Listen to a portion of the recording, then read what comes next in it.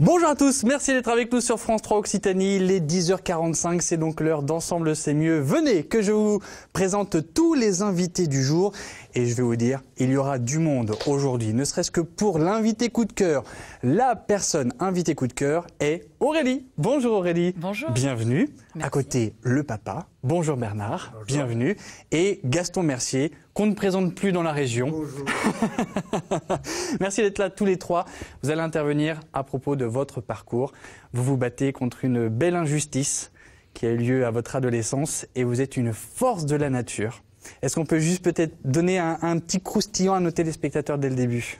Tout simplement, donc Aurélie Brima, présidente de l'association Didream. À 17 ans, j'étais accidentée en scooter, j'ai perdu une jambe et j'ai vu des gens baisser les bras et je me suis dit que c'était pas possible. C'est pas parce qu'on a perdu un petit bout qu'il faut renoncer à la vie. Donc on a mis en place un projet de dingue. Alors je sais pas si Philippe, tu peux aller montrer peut-être la petite prothèse. Voilà, regardez, on va vous montrer. Donc c'est le petit bout que vous avez perdu, le fameux. C'est ça. Voilà. Et en fait, vous continuez de vivre avec votre chien Spy. Bonjour mon petit gars, on parlera de toi tout à l'heure parce que vous avez fait le tour de France pour démontrer votre force et qu'il ne faut pas baisser les bras face à ces injustices. Ici, une selle, mon Philippe, regarde, créée et conçue pour vous. Oui. C'est une selle personnalisée, conçue par donc Gaston Mercier. Donc on parlera donc de tout ce beau projet, de votre profil dans un instant. On passe à notre invité coup de cœur.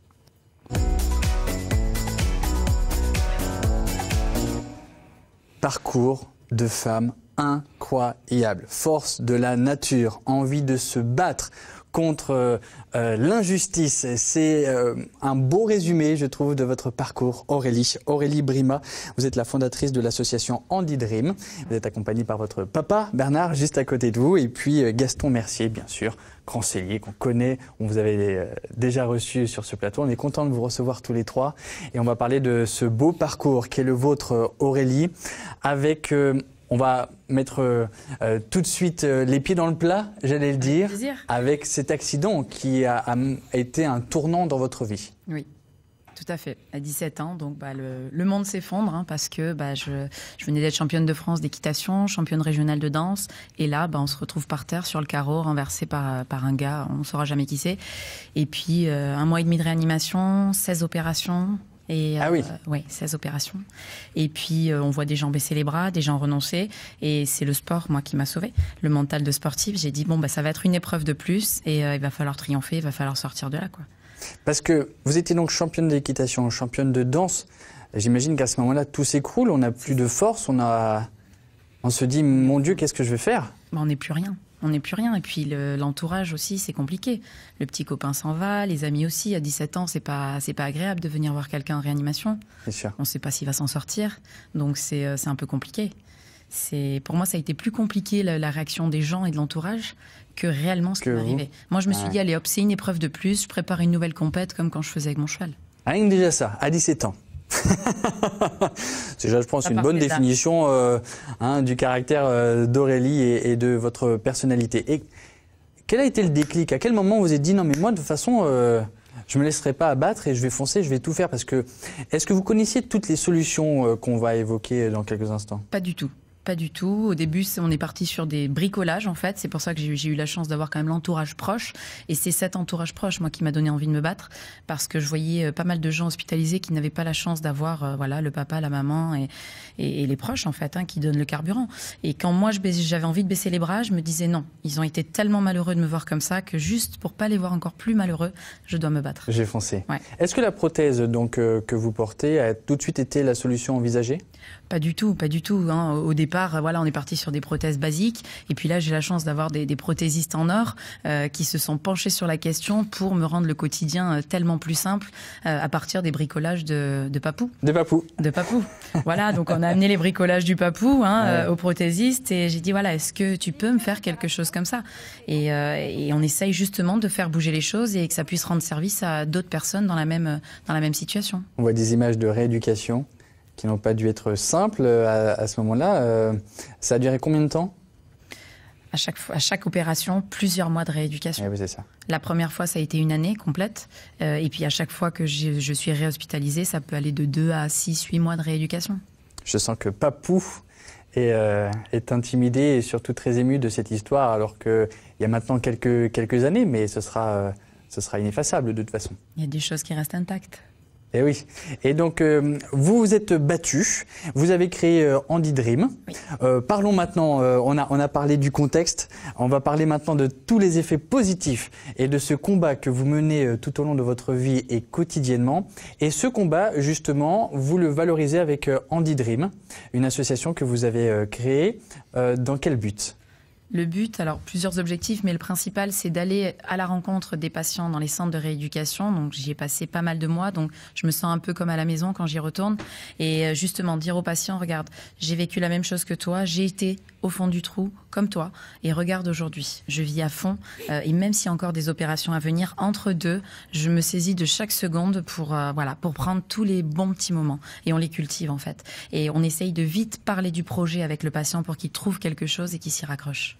Donc un tour de France, vous êtes parti à la rencontre de tous ces centres de rééducation, Oui.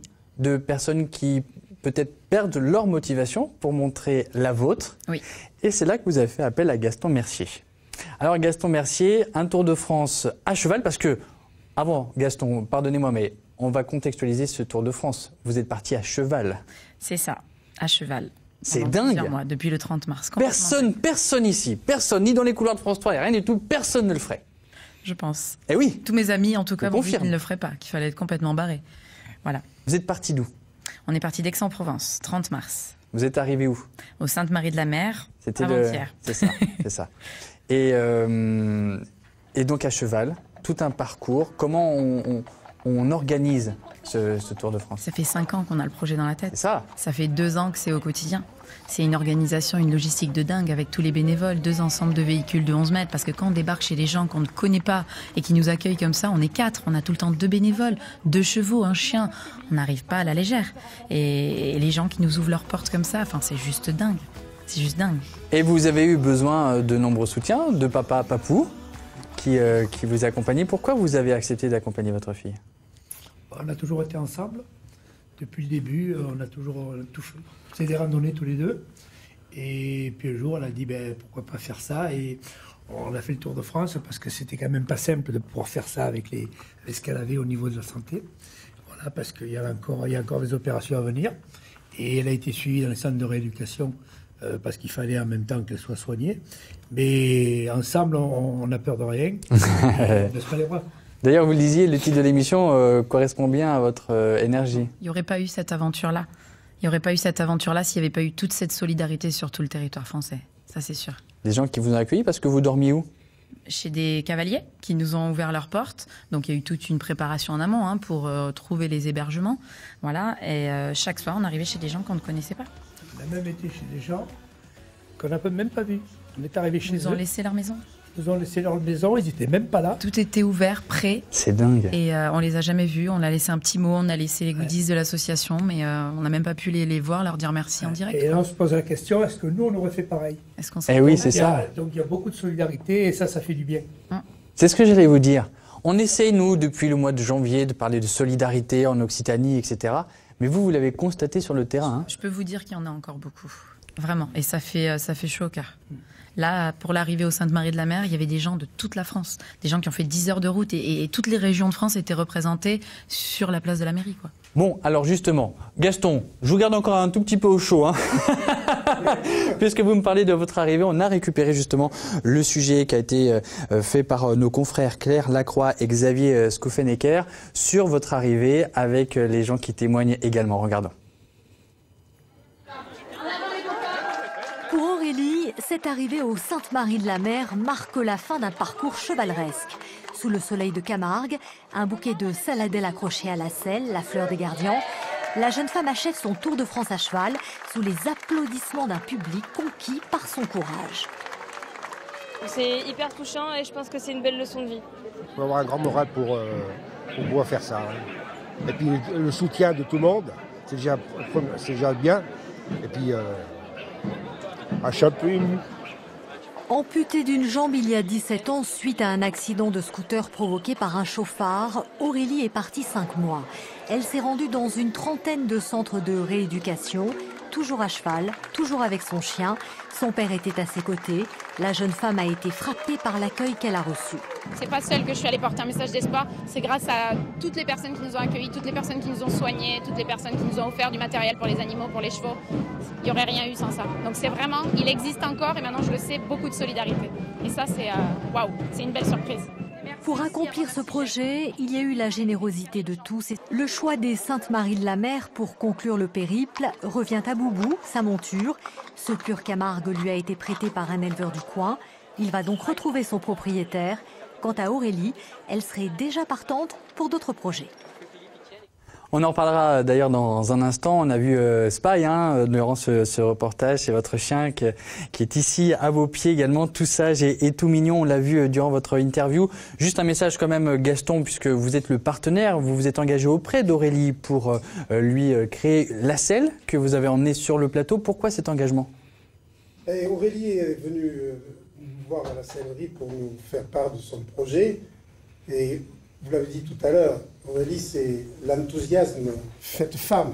Donc, on a dit oui tout de suite. D'abord parce que c'est un véritable challenge sportif. Et ça nous intéresse sur un plan professionnel.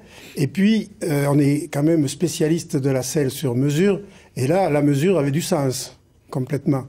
Donc, Aurélie nous a posé quelques difficultés. Et c'est ça qu'on aime. Pourquoi? Qu'a-t-elle de si différent de cette selle? Alors en fait, Aurélie a malheureusement un autre problème au niveau du bassin. D'accord. Elle a une excroissance osseuse qui a poussé à un endroit délicat et qui l'empêche de s'asseoir normalement sur une selle. Donc il fallait faire un siège où elle puisse éventuellement chevaucher pendant des heures et des jours, parce que c'est cet exploit sportif, moi, que je veux souligner. C'est tous les jours, il faut repartir pour 30-40 kilomètres à cheval. C'était extraordinaire. Ouais. Et également pour Bernard, qui est plus un tout jeune homme quand même, il faut bien le dire. Quel a été l'accueil donc dans les centres de rééducation? Est-ce que quand vous êtes reparti, est-ce que tout le monde voulait faire la même chose que vous? Alors non, pas faire un Tour de France, parce que même eux, ils pensaient que j'étais complètement folle. Mais par contre, ça donne envie, oui, de s'accrocher à un projet. Et ce qu'on leur explique, c'est que ça n'est pas facile. Mais il y a des adaptations, comme là, avec Gaston Mercier, on a travaillé sur cette adaptation-là. Et j'ai dit, moi, c'est la selle. Vous, ça peut être une raquette adaptée, ça peut être plein de choses. Mais il y a plein de petits trucs, des petites adaptations qui sont possibles pour pouvoir se faire plaisir à nouveau. Donc, moralité, il ne faut pas que le handicap en soit un pour avancer dans sa vie. C'est pas un frein. Voilà, c'est ça. Tout à fait. Exactement. Tout à fait. Et d'ailleurs, vous continuez de la danse. J'ai vu des images de vous, vous faites des roulés-boulés. C'est dans mes meilleurs jours, ça. Voilà, regardez ce qu'elle fait. Regardez ce qu'elle fait avec sa prothèse. Et hop là, bingo. Non mais... Vous êtes incroyable, Aurélie. Vous êtes incroyable. Merci d'être venu sur ce plateau, nous parler de votre parcours, de votre profil, de votre personnalité, de ce combat. Bravo. Vous êtes un exemple pour nous tous, qu'on soit valide ou pas. Vous êtes un exemple pour nous tous. Continuez. On a besoin de gens comme vous. Donc, merci d'être venu sur ce plateau. Et vous avez toutes les informations concernant l'association sur le site anidream.com. Vous avez plein d'autres projets. Et j'espère qu'on aura la chance de vous revoir sur ce plateau pour que vous puissiez nous en parler. Merci. Spy qui est venu me faire un petit coucou. Spy qui est donc le chien d'Aurélie, voilà, qui vous accompagne tout au long du parcours et qui est une des stars, d'ailleurs, une des stars. On joue maintenant. Le livre est en préparation, c'est ça? Oui, tout à fait. Cool. Je suis tout perdu grâce à Spy. Alors tu sais quoi, Spy, on va regarder la caméra là-bas. On va souhaiter une très très belle journée à nos téléspectateurs. On va faire de gros bisous à Sylvie, notre script, parce qu'aujourd'hui, mardi 10 septembre, c'est son anniversaire. Bon anniversaire, Sylvie. Et à demain, belle journée sur France 3. Merci beaucoup.